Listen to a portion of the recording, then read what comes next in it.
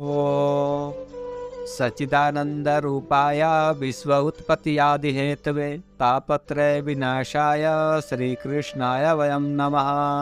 श्रीमद् भागवत महापुराण चतुर्थ स्कंद चौथा अध्याय। सती जी का दक्ष प्रजापति के घर जाना तथा योग अग्नि द्वारा अपना देह त्याग करना।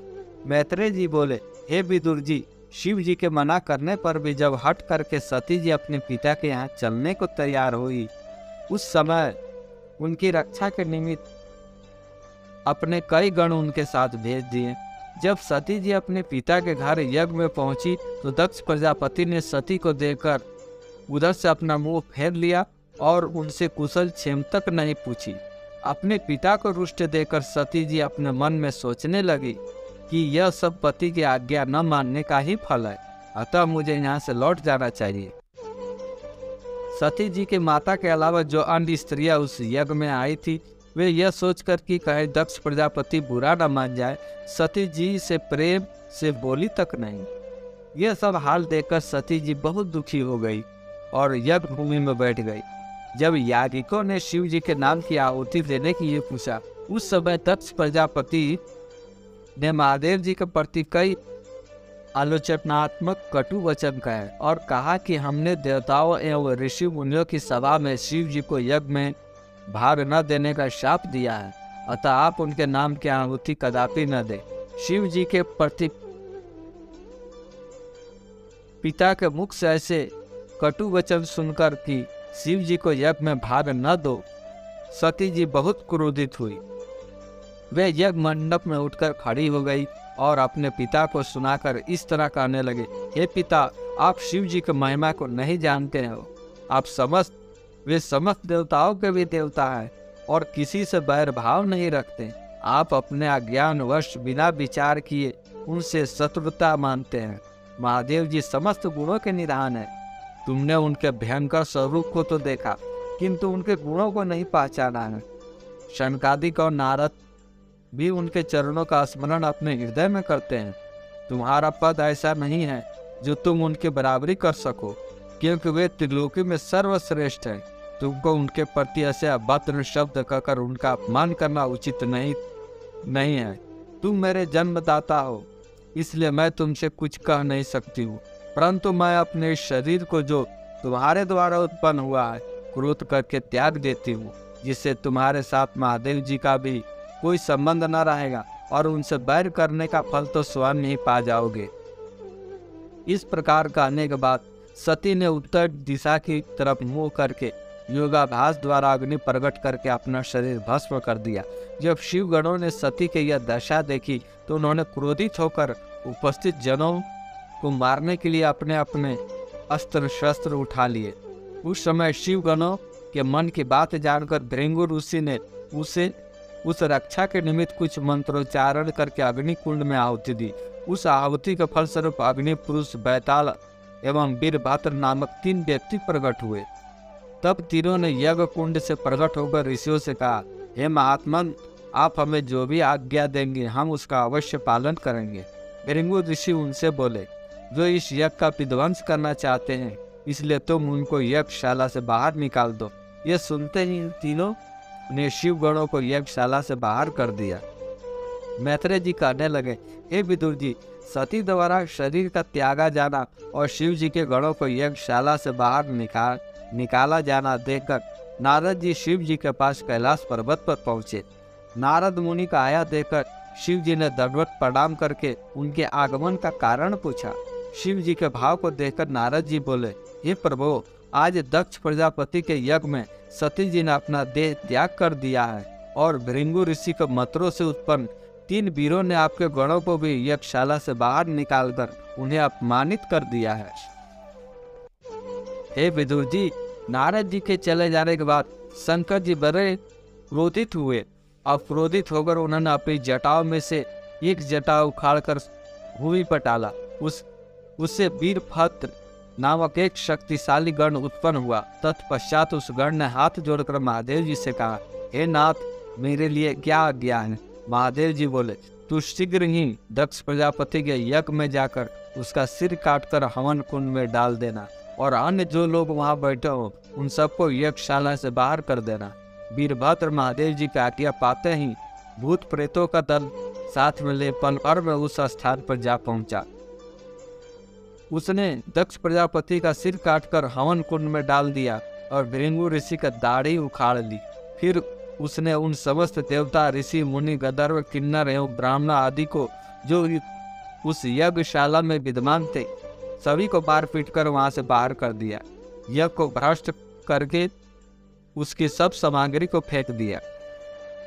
तब जो व्यक्ति उस यज्ञ में आए थे वे सब बड़े भयभीत होकर जहाँ तहाँ भागने लगे और आपस में कहने लगे कि महामूर्ख दक्ष प्रजापति ने देवताओं में सर्वोपरि श्री महादेव जी को अपमानित कर अपने कर्मों का फल पाया है।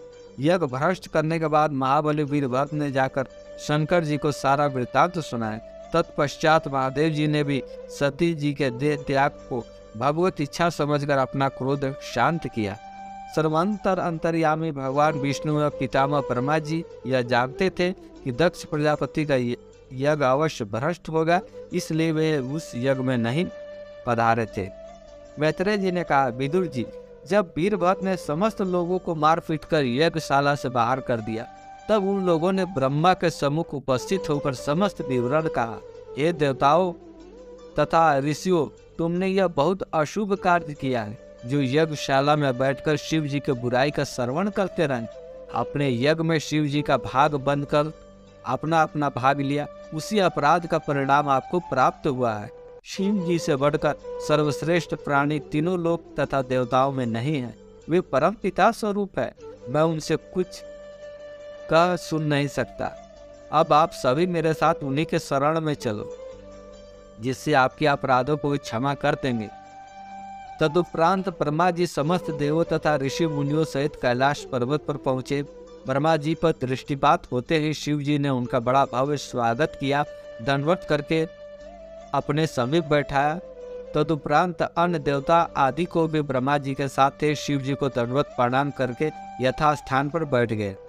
शिव जी के हृदय में दक्ष प्रजापति से वैमनस्य होने तथा सती द्वारा देह परित्याग का शोक नहीं था।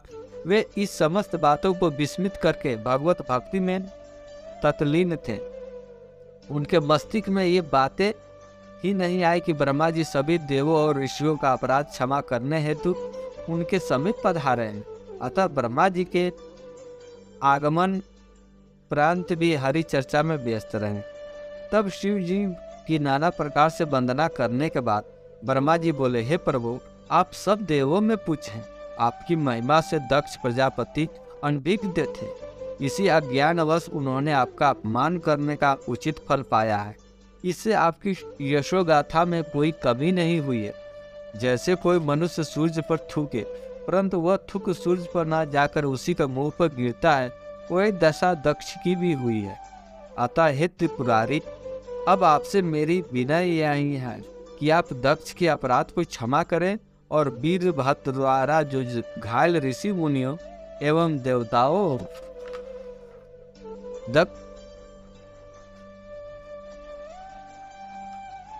को आशीर्वाद देकर उनके अंगों को पुनः पहले जैसा तथा दक्ष प्रजापति फिर जीवित होकर अपना यज्ञ पूर्ण करे, जिससे समस्त देवता ऋषि मुनि भी उस यज्ञ में अपना अपना भाग प्राप्त कर सके।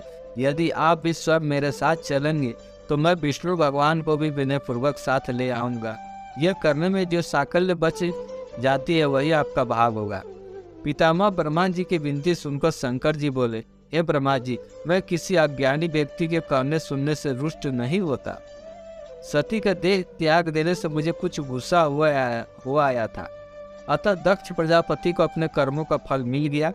सती का तो इसी तरह देहांत लिखा था, क्योंकि हर इच्छा ऐसी ही थी, सो पूरी हो गई। अब आप जैसी आज्ञा करें मैं वैसा ही करूं। मैत्रेय जी बोले, हे विदुर जी, ब्रह्मा जी के बहुत आग्रह करने पर शंकर जी हम समस्त देवताओं तथा ऋषि मुनियों को साथ लेकर दक्ष प्रजापति के यज्ञ में पहुंचे, और जो देवता वीरभद्र से भयभीत होकर जहाँ तहाँ भाग गए थे वे सभी शंकर जी का आना सुनकर यज्ञशाला में आ गए। तब महादेव जी ने उन पर अपनी कृपा दृष्टि डालकर सबके अंगों को पीड़ा हर ली। भृंगु ऋषि के दाढ़ी के स्थान पर बकरे का दाढ़ी लगा देने से वह पुनः जम गई। तब ब्रह्मा जी ने महादेव जी से विनय की, है भगवान, दक्ष प्रजापति का मृतक देह अभी तक रखा है, अतः आप कृपा करके इसे भी जीवन दान दे। यह सुनकर शिव जी ने उत्तर देते हुए कहा, हे चतुरानंद, वीरभद्र ने दक्ष के सिर को काटकर हवन कुंड में पटक दिया था, वह जल चुका है, इसलिए अब वह पुनः नहीं बन सकता है। यद्यपि आप चाहें, आप कहें तो यज्ञ बलि के बकरे का सिर काटकर और उसे दक्ष के धड़ पर रखकर दक्ष को पुनः सजीव कर दे।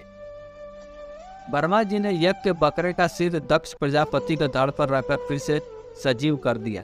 दक्ष प्रजापति ने पुनः जीवित होकर जब शंकर जी को देखा तो हाथ जोड़कर दंडवत प्रणाम करते हुए बोला, हे भगवान, मैंने आपकी महिमा को न जानते हुए जैसा किया वैसा फल मिल गया।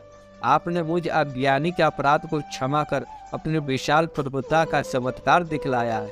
इससे यह सिद्ध होता है कि परमेश्वर ने जिन्हें बड़ा बनाया है वे तुच्छ एवं मूर्ख व्यक्तियों की बात पर कोई ध्यान नहीं देते हैं। जब दक्ष प्रजापति ने इस प्रकार विनय करते हुए कहा तो अन्य जितने भी देवता, ऋषि, गंधर्व एवं किन्नर इत्यादि वहां उपस्थित थे, वे भी शंकर जी की प्रभुता को देखकर उनकी प्रशंसा एवं विनती करने लगे। तत्पश्चात शंकर जी के कहने पर दक्ष प्रजापति पुनः यज्ञ संपूर्ण करने के लिए आसन पर बैठ गए, जिसे ब्रह्मा, विष्णु एवं शिव जी ने समस्त देवताओं और ऋषि मुनियों समेत शास्त्रानुसार यज्ञ को संपूर्ण कराया। यज्ञ के संपूर्ण होने पर यज्ञ पुरुष भगवान ने चतुर्भुजी रूप से हवन कुंड से प्रकट हो वैजयंती माला, कौस्तुभ मणि एवं सुगंधित पुष्पहार पहने गरुड़ पर विराजमान हो सब लोगों को दर्शन देकर कृतार्थ कर दिया। उनके देखते ही यज्ञशाला में जितने भी छोटे बड़े लोग बैठे थे, उन सब ने हाथ जोड़कर दंडवत प्रणाम कर हाथ जोड़कर उनकी स्तुति की। तत्पश्चात यक्ष प्रजापति ने यज्ञ पुरुष भगवान के विनती करके कहा कि हे भगवान, मैंने यज्ञ के प्रारंभ में शंकर जी का अनादर किया था, इससे मेरा यज्ञ विध्वंस हो गया था। अब शंकर जी की कृपा दृष्टि से मुझे आपका दर्शन प्राप्त हुआ है। अब आप कृपा करके मुझे ऐसा वरदान दीजिए जिससे मेरी बुद्धि कभी भ्रष्ट न हो।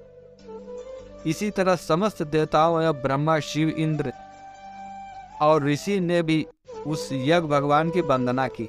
तत्पश्चात यज्ञ भगवान ने दक्ष प्रजापति से कहा, हे दक्ष, त्रिपुरारी महादेव जी का अनादर करके तुमने अत्यंत ही अनुचित कार्य किया है। ब्रह्मा, विष्णु, महेश, इन तीनों देवताओं को तुम एक ही समान जानो। जिन निराकार प्रभु को सभी मनुष्य जपते रहते हैं और जिनको उत्पन्न करने वाला समझते हैं, उन्हीं का स्मरण करने से तुमको ज्ञान प्राप्त होगा। शेष अगले अंक में। जय जय श्री राधे, जय जय श्री राधे, जय जय श्री राधे।